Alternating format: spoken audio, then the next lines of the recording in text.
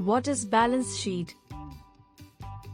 The balance sheet reports a company's assets, liabilities, and shareholders' equity. Current assets include cash and other assets that are expected to turn into cash within 1 year. Some examples of current assets are cash and cash equivalents like cash in hand and cash in bank, short-term investments like mutual funds, the money which is owed to the company by the customer or debtor, inventory, and prepaid expenses like office rent paid in advance.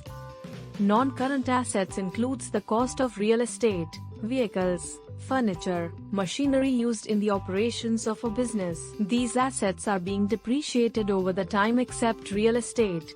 Intangible assets are those assets which are not physical in nature, like goodwill, copyrights, patents, trademarks. Current liabilities are referred to as short-term liabilities. These are the borrowings of a company which has to be paid within 1 year.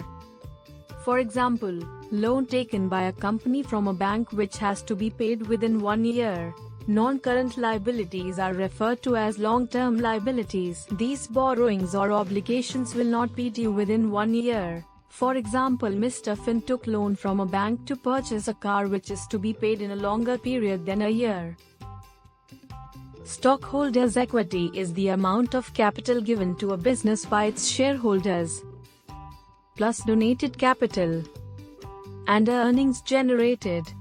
This section of the balance sheet consists of the following major sections. Paid in capital. It is the amount which is invested by the investors into the original shares of a corporation when they were issued.